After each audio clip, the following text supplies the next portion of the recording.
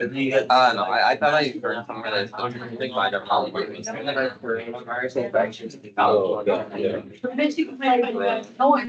Okay. Let me go over the calendar here real quick. We're going to do a little bit of linear approximation, which is just really tangent line equation and then plugging a decimal. That should be pretty short, pretty straightforward. But we also want to start related rates today. So really the focus of this current unit 4 is on related rates. So that's really the big topic here. We're also going to do particle motion, linear approximation, but those are smaller topics. It will take us as long to get through. So we'll do related rates today, second half of class. We'll do continue with the related rates notes on Monday and Tuesday. Wednesday is indeterminate form, L'Hopital's rule. That should also be quick and easy. But really the meat of this unit is related rates. That's what we need to do the most practice with. So initially I had the quiz being Friday, but we'll have a quiz review Thursday, but want to give you guys a weekend to study for your quiz. So I'm going to start unit 5.1 Friday. And if we have time at the end, maybe do a little bit more review, and then your quiz will be next Monday. Okay, not next Monday after next. Help sessions. I will do a help session next Thursday morning and the Monday morning of your quiz. Okay. So your quiz topics will be related rates mainly, and then a little bit of particle motion, a little bit of linear approximation, a little bit of indeterminate form, L'Hopital's rule. Okay, so that's our unit 4 is just going to be a quiz. Okay, not going to be a test, just a quiz. All right, any questions at this time about our calendar? All right, let's go to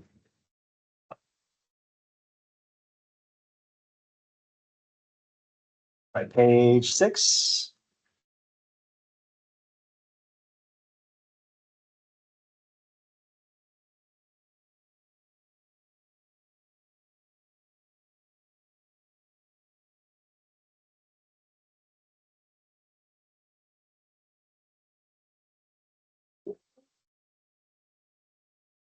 Great, thank you.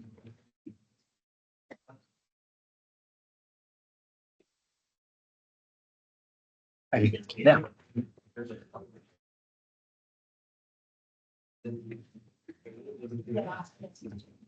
All right, so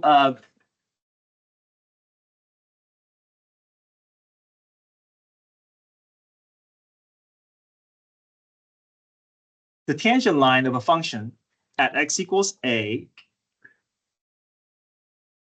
can give you an approximate value of the function for points close to x equals a. So for instance, yeah, let's just create, doesn't matter where our location is. Let's say we found a tangent line at x equals a.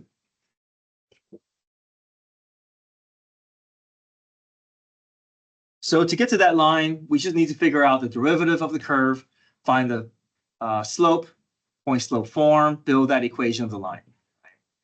And we know that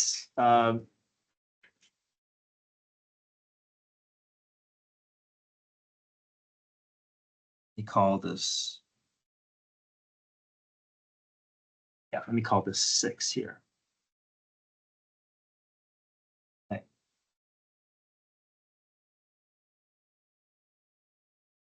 For my tangent line, I'm going to call it y of x. For my curve, I'll call it f of x.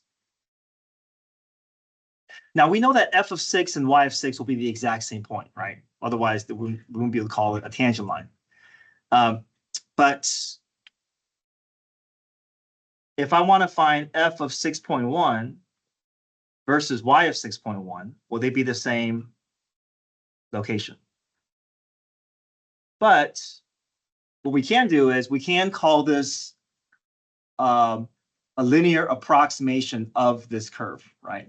Obviously, it's not going to be the exact, but you know, the closer we are to our source of tangency or our point of tangency, the better our approximation is. Okay, we're not going to have to worry about how accurate it is. We just know that it is some linear approximation. Obviously, if we're doing like f of 10 versus y of 10, this is probably going to be pretty different values, right? But as long as we're pretty close, our approximation should be decent, right? Not, but we don't have to worry about how accurate it is. We just know we call it a linear approximation near the source of tangency. Now,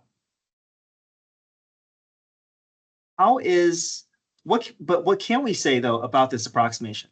Will it be greater than or less than our actual point on the curve?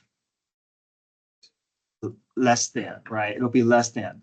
And so another idea that we can pull from this is that whenever the graph is concave up, the tangent line is always going to do what in terms of approximation?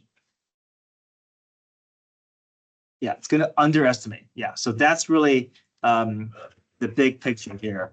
As long as we know that the graph is concave up, our tangent line is always going to underestimate the actual graph, right? So any point that you pick on the line versus the curve at that point, the line is always going to be sitting below the curve, and the line is always going to under approximate. Right? We don't have to worry about how accurate it is. We just have to be able to state, okay, it's under approximating because of the shape of the curve. Likewise, if the graph is concave up, then any tangent line is going to sit what? Over the curve, and so therefore linear approximation for a concave down graph is going to what? Over approximate. Yeah, so that's really it. That's really the big takeaway for this section, that we can use a linear graph, a linear line to approximate our function value.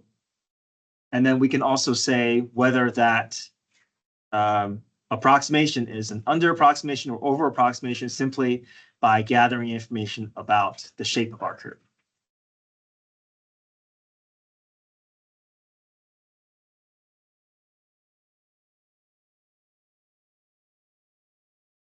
Okay, so that's really it. We're just going to go through the rest of this page and just practice and make sure that you guys are comfortable with this concept. All right, so let's say number one, our function is concave up. So we know the shape of the graph. Our order pair is 4, 5, and our slope is 3. F prime of 4 equals 3. Right, so from this information, let's go ahead and build our tangent line equation.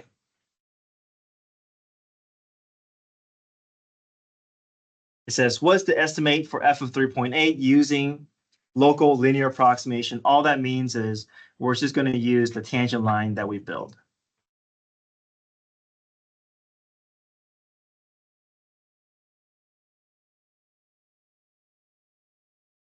Okay, so let's first build our tangent line equation.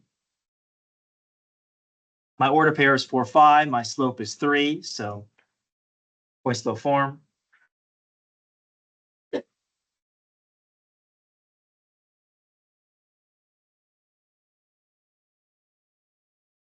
little bit easier to do linear approximation when we isolate that y. So I'm just going to take that additional step and move that y over to the right side.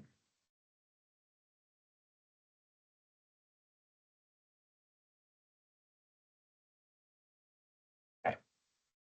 Are we okay with this tangent line equation?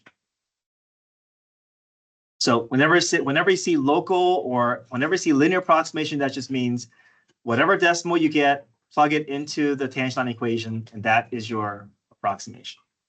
So we're going to say y of 3.8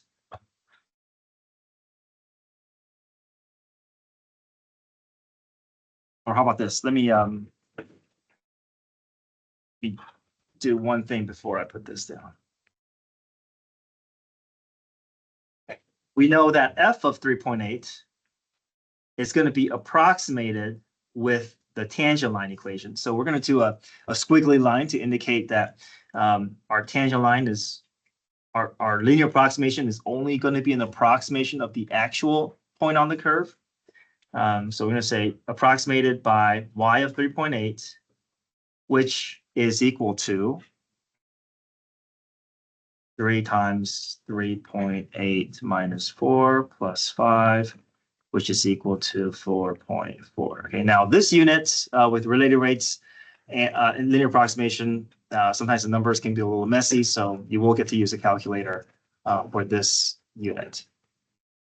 Okay, so 4.4, we know that 4.4 is not the actual point on the curve. It's just an approximation using our tangent line.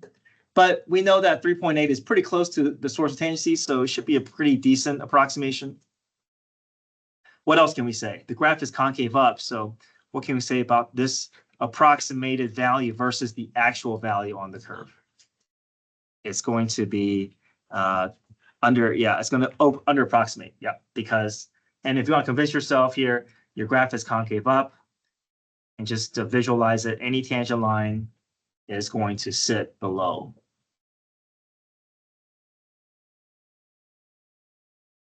So really the only reason you have to say is since our function is concave up, my linear approximation will be an under approximation.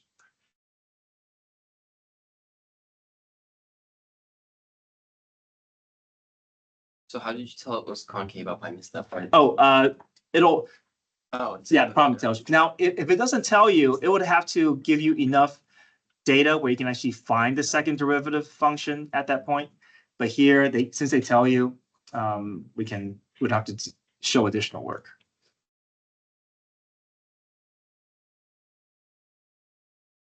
All right, can you guys try number 2 and see if you can work through that problem on your own, and we can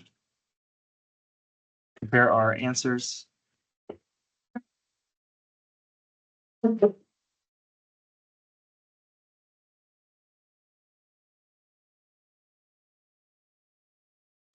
so gather enough information to build your tangent line equation. After you build your tangent line equation, plug in your decimal. That is the process of linear approximation, using the line to approximate a value on the curve.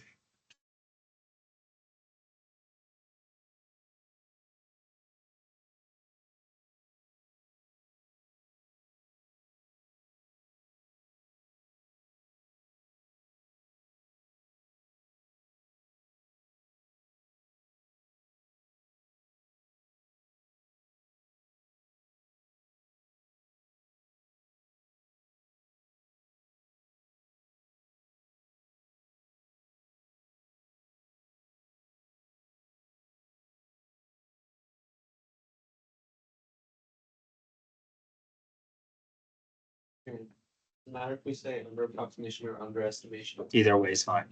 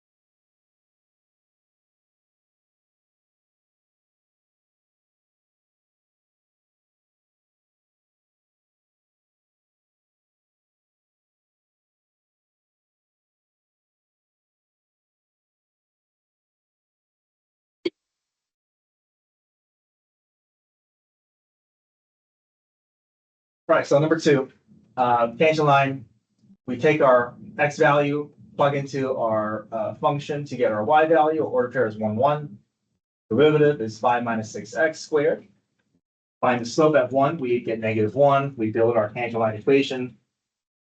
And then use a line that we build to find our estimation. So plug 1.1. And I got all the way down to 0.9. Now, on the AP exam, if they ask you to do linear approximation and it's a non-calculator portion, you can leave your answer unsimplified. Don't feel like you ever have to add a bunch of decimals. You just, once you have your answer, just box it off. You don't have to do any more work with it. But you will get a calculator on this quiz.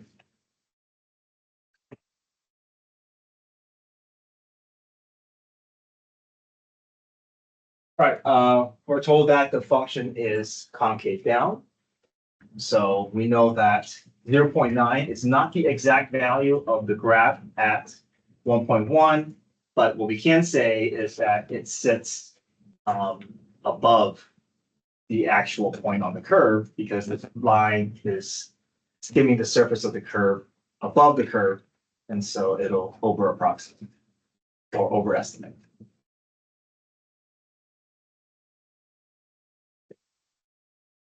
All right, any questions? All right, number 3, it says consider the differential equation. Now, we may not have seen that phrase differential equation yet. We're going to see it later much more when we're in antiderivatives and we're solving for a differential equation. But right now, all you need to know is that differential equation is just a fancy way of saying a derivative equation. It is an equation at a derivative level. Okay, so just some derivative equation.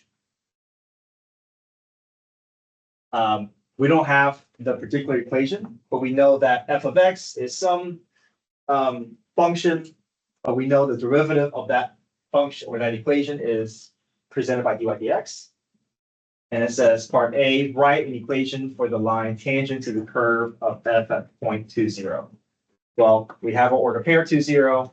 We have our slope formula, our differential equation. So I can just plug 2, 0 into my derivative to get my slope. And I can build my tangent line equation off of that.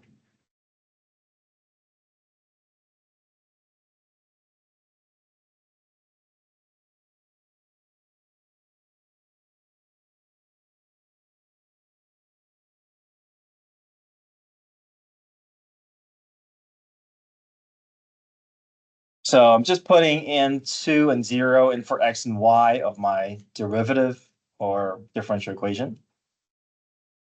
And I'm able to get all the way down to -2. So that's my slope. My order pair is 2, 0. My slope is -2. And then I'm doing tangent line approximation or linear approximation. So just plug 2.2 directly into my tangent line, and that's my approximation. Approximated y value of the point on the curve.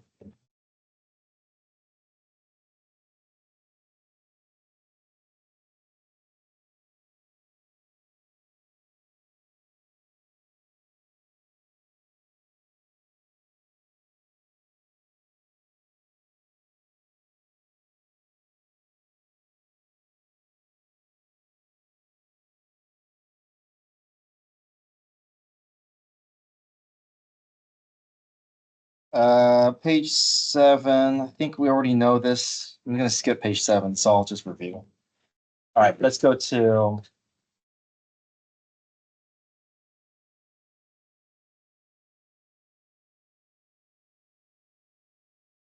okay, so that's all I'm going to do with linear approximation. That's really all there is to it. Okay, let's start our related rates notes. This is on page 12. This is really the main point of this unit here.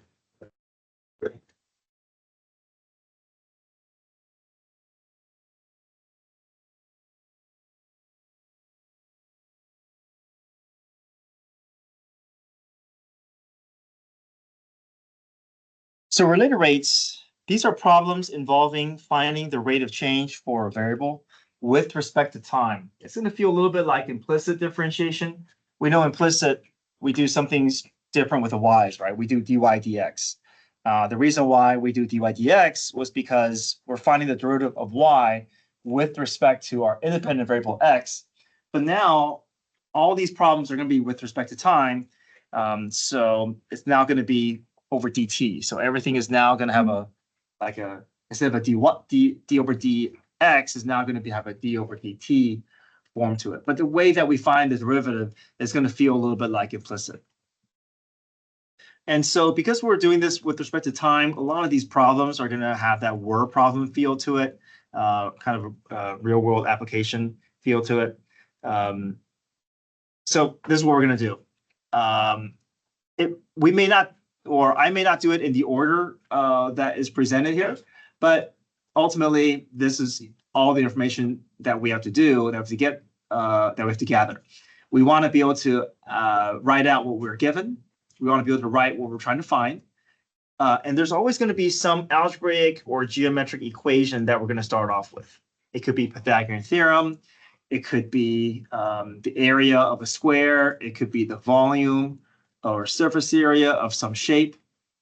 But we're always going to have some algebraic or geometric anchor to start with. And then from there, we're going to find a formula that describes the rate of change of that shape with respect to time.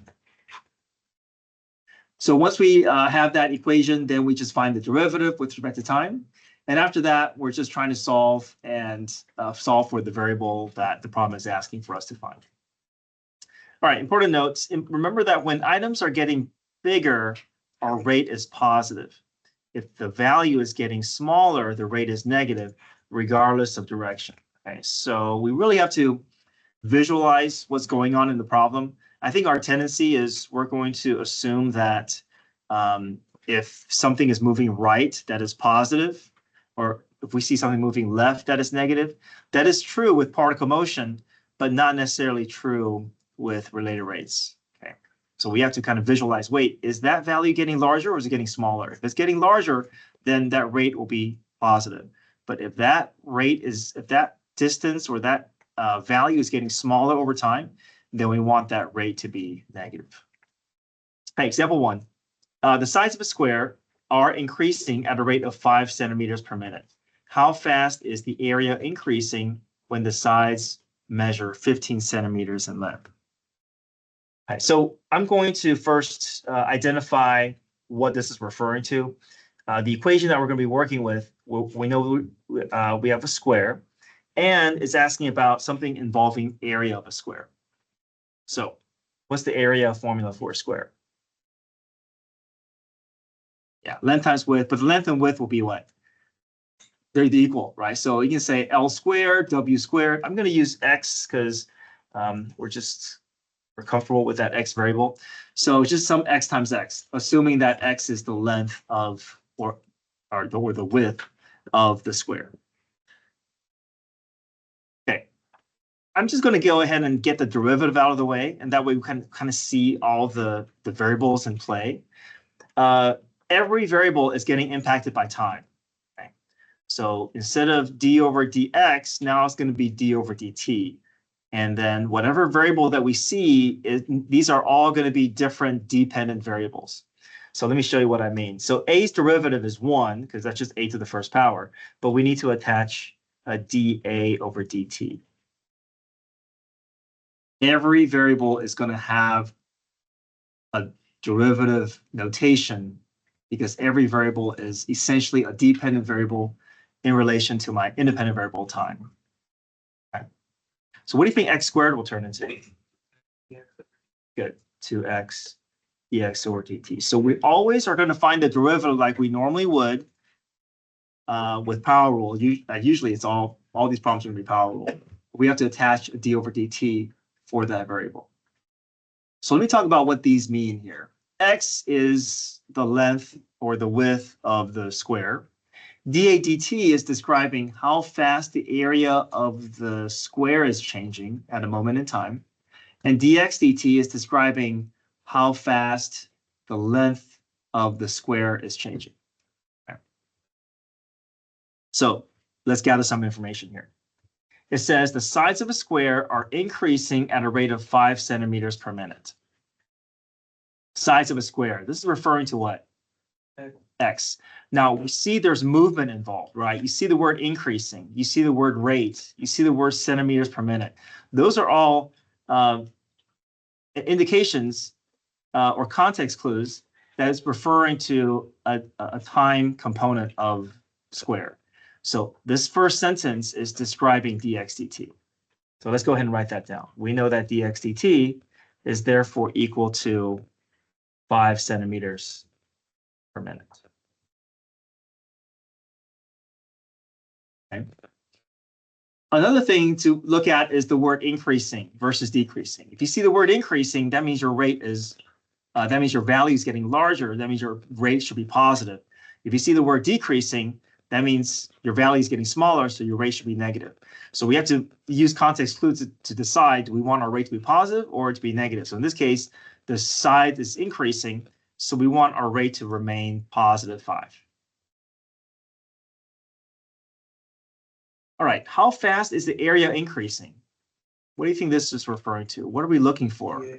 D over dt, right? You see the word area, so you know it's definitely area related. You see the word increasing, you see the word fast.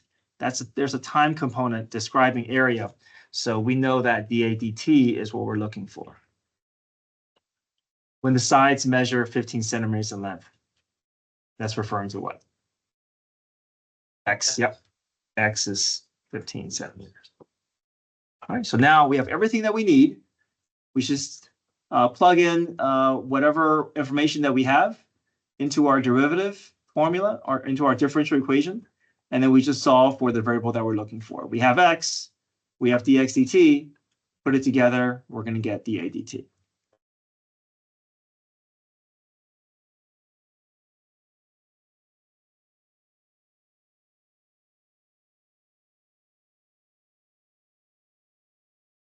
Now, does it make sense that this is going to be a positive number?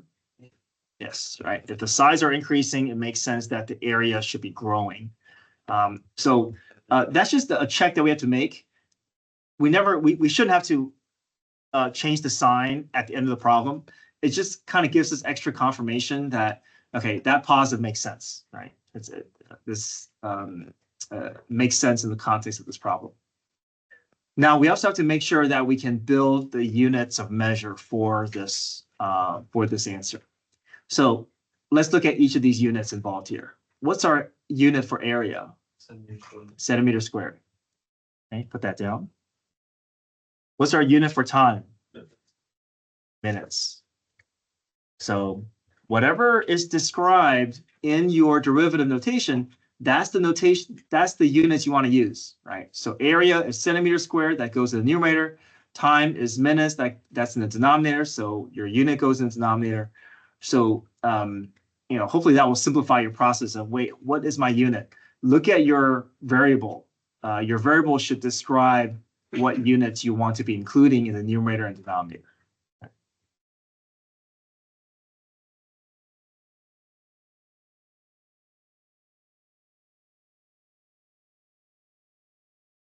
All right, example 2.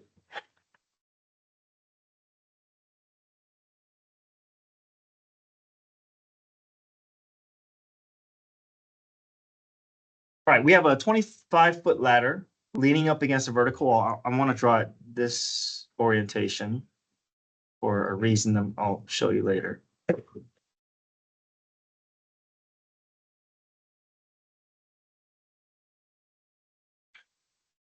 All right, 25-foot ladder is leaning against a vertical wall.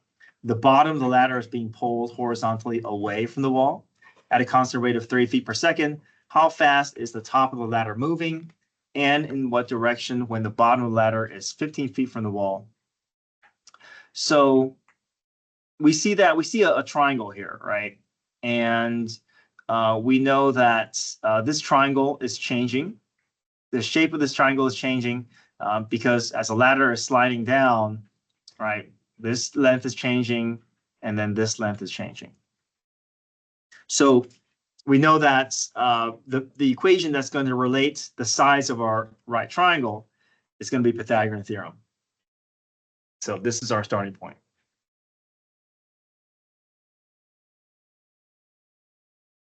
So I'm going to assign the horizontal as x, assign my vertical as y, and then my hypotenuse I will assign as z. Okay, x squared plus y squared equals z squared. That will relate the three sides of our right triangle.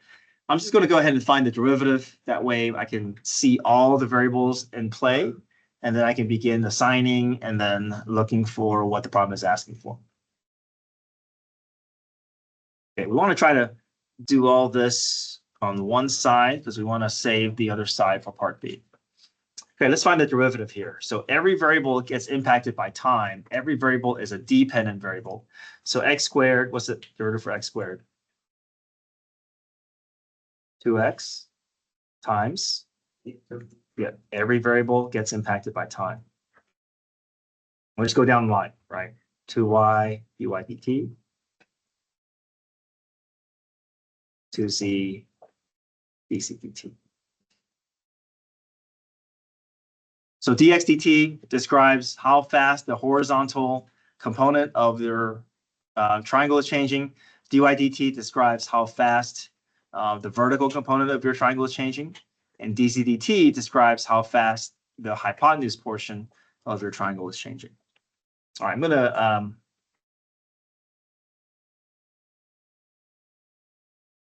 write out all the variables that I need to account for.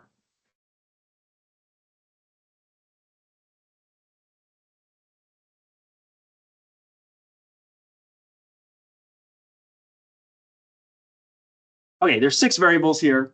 The hope is that we can identify 5 of them, and then we can solve for the 6th one. All right, so let's go down the problem again. A 25-foot ladder, what is that going to be assigned to? That's the Z, okay. The bottom of the ladder is being pulled horizontally away at a constant rate of 3 feet per second. dx dt, right? There's a horizontal component, you know this is x related, but you see feet per second, so you know there's a time component, there's a movement involved, right? Pulled horizontally away. So all these kind of context clues indicate this is not a static value, it's a moving value here. So dx dt. And also, what is happening to this length here? Is it getting larger or getting smaller? Larger. Larger. So we know that x is getting larger. Even though it's being pulled to the left, it's getting larger. So dx dt is going to be a positive. So I purposely chose this direction, leaning this direction. So I wanted to prove and show you that the direction is not going to indicate the sign of your rate. It's what's happening to that length over time. Okay, how fast is the top of the ladder moving? What is this referring to?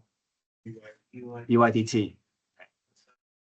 So that's the unknown for our problem.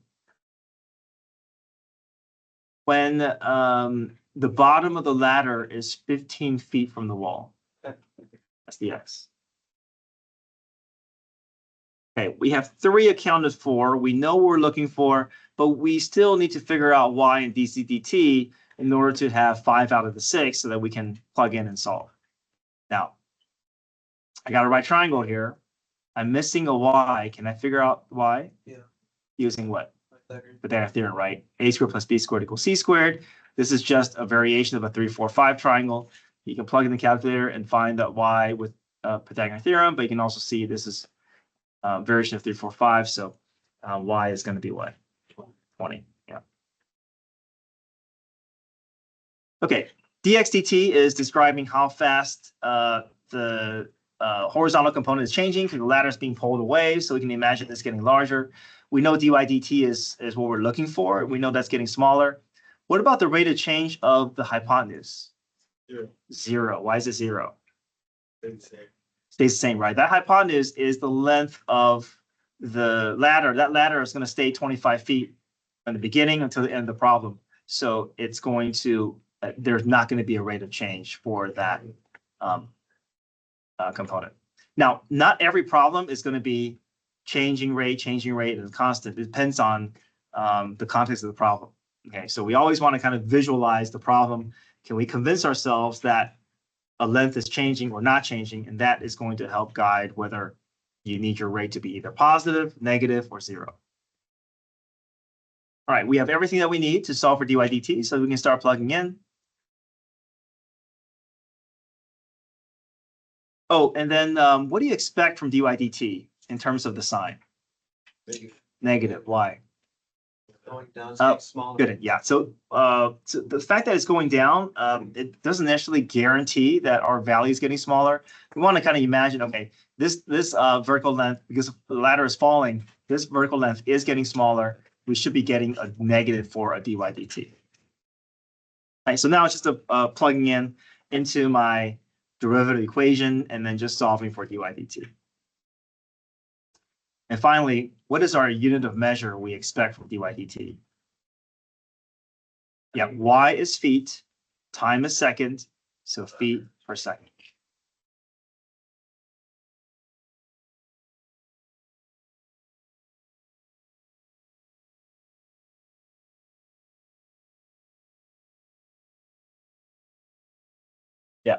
When plugging in the values and solving for dy dt, if I were to swap dy dt for x just to make it easier, as long as I swap it at the end for dy dt doesn't matter. That's fine for me, but I think Always would have a problem. I'm just concerned that, you know, if a grader is looking, they may get confused or they may misread something, and I would hate for you to lose a point. I mean, I won't. I'll be okay with it, but Okay. if you're able to, I would prefer that you Keep dy. keep that variable. That way, there's less things you got to change later on. All right. Yeah. But if this push comes to shove, I'm not going to take off points for that. No, I get this. Okay.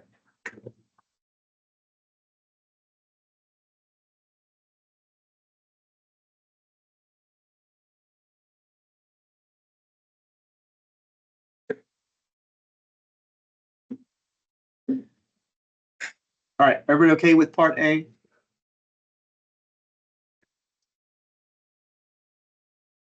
Part B, at what rate is the area changing when the bottom ladder is 15 feet from the wall? So I want us to recognize that it's the same moment in time. So we can use everything that we've gathered from part A into part B.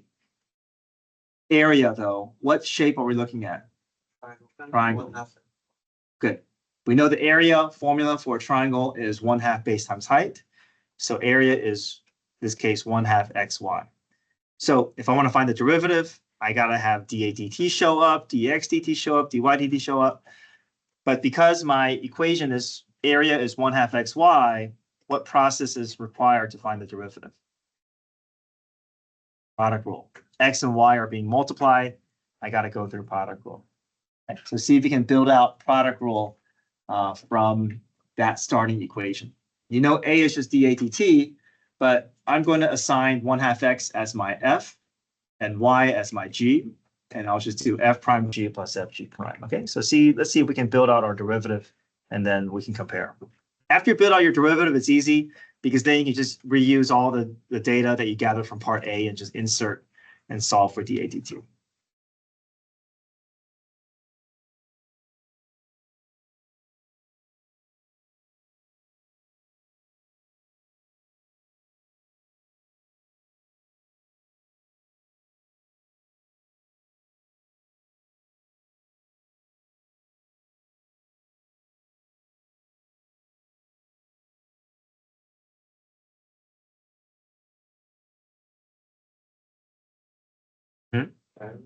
Yeah.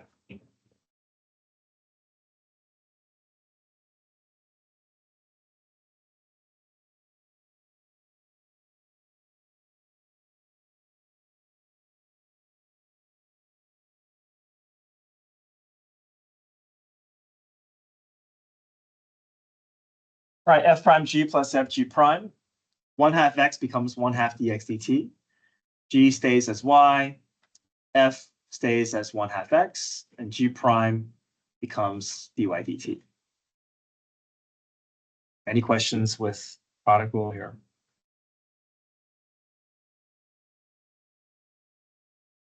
Okay, so now we just plug everything in from part A. And then I just want to have us talk through this as well. what do we expect for our units of measure for dAdt? Area is what? Feet squared. Time is what? Seconds. Yeah. So exactly whatever units you see, identify those units and put them over each other. So it's going to be square feet per second.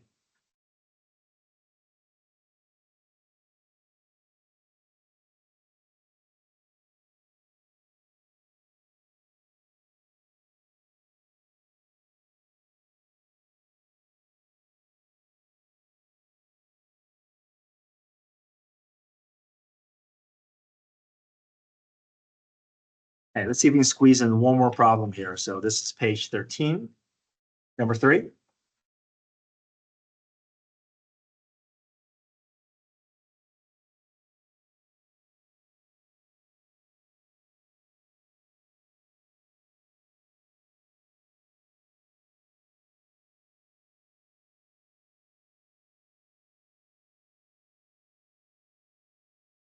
Now, I expect you to know certain formulas. I expect you to know Pythagorean theorem. I expect you to know the area of a square and a rectangle and area and circumference of a circle.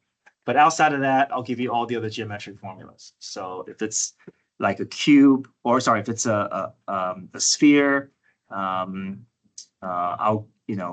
a cone, or cylinder, I'll give you those formulas. Same with College Board. They'll give you those formulas as well. All right, so number 3 says a spherical balloon is being inflated at a rate of 10 cubic centimeters per second. Find the rate of change of the surface area of the balloon at the moment when the surface area is 64 pi. Okay, so here's a volume formula for a sphere, 4/3 pi r cubed. And the surface area is 4 pi r squared. Okay. It's going to feel a little bit of a puzzle because we're going to have to build out each of the derivatives, and then we're going to kind of have to go searching for different values for variables and kind of work our way around until we eventually get to what we're looking for. But let's just get the derivative out of the way. That way we can just have everything in front of us and just have to kind of piece this puzzle together. Remember, pi is not a variable. Okay, so there's no need for product rule on the right side. It is just some coefficient. Okay. But we have v, we have r, and s, r. So remember, every variable gets impacted by time. Every variable is going to have a time component. Okay, so let's see if we can walk through the derivative here. What's v's derivative? V just becomes what? dV. Yeah, dv over dt. The rate of change of volume with respect to time. 4/3 pi, that's just a coefficient, that's going to stay. Really, the derivative is for the r cubed. What's the derivative of r cubed? dr dt.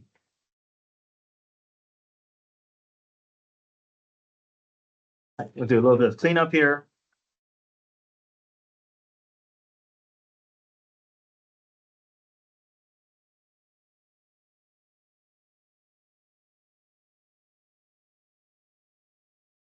Okay, s's derivative. Yes. ds over dt. Every variable gets impacted by time. What's 4 pi r squared's derivative?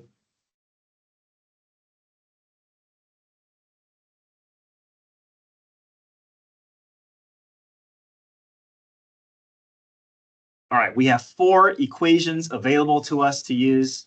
We may not use all of them, but these are the ones that that we can reference. Okay. All right, so let's gather some information here. Let's see if we can identify what's given, identify what we're looking for, and then we can start putting it all together. A balloon is being inflated at a rate of 10 cubic centimeters per second. dV over dt. What gives it away? It doesn't say anything about volume. Cubic centimeter. Right, so there's your context clue. Cubic centimeters. We know cubic unit is referring to volume. A square unit is talking about area. And if it's just centimeters, then everything else is going to be one-dimensional units. We also know it's going to be time component because we see per second. So you know volume with time has got to be dV dt. Positive or negative? 10. Positive 10 because inflated, it's getting larger, right? So we have to make the decision whether to make the rates positive or negative based off of what the problem tells us. All right, find the rate of change of the surface area of the balloon. What are we looking for? Yes. ds over dt. When the surface area is 64 pi, That's that's S. Okay. All right, let's look at what we have here. We're looking for ds dt. That's great. We have a ds dt equation. But if we want to plug in information to get to ds dt, we need r and we need dr dt. Do we have r and dr dt given to us explicitly? no. No. But maybe there's a way for us to get to that information. Let's focus on r for a moment. Is there enough information to help us get to r? Yeah. Yes. Okay. What can we do? Right, we have surface area, so we can take that surface area equation, find r, and once we find r, then that will give us that piece of the puzzle that we need. But we still need dr dt. Is there a path to get to dr dt? Okay. How can this dv dt help? Plug 10 into dv dt. We should have r already. We can plug that r value in, and we can solve for dr dt. And once we solve for dr dt, then we have the two components that we need to get to ds dt. So it's a little bit of a puzzle. It doesn't, we have indirect information to get to the variables that we need to get to our final variable. So yeah, let's try that. Start with 64 pi, get to your r variable first. Once you get to your r variable, then move on to your dv dt, because this is going to be the ticket to help you get to dr dt. And then once you get to your two variables that you need, you can then turn around and solve for ds dt. Does that pathway make sense? Okay, try that.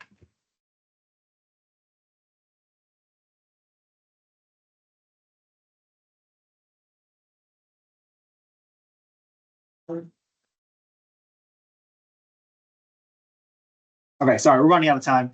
So we'll finish this on Monday. But you guys have homework. Check your calendar for it. I'll send out a reminder on Sunday. All right, come get your phones.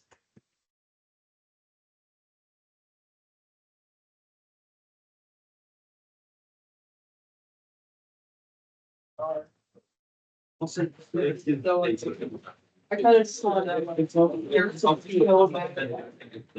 There's a- It's a. He's trying only 54 bucks they do. I lost that for like for a phone. All right. Okay. Yeah. So. Great. Thank you. There you go. This one.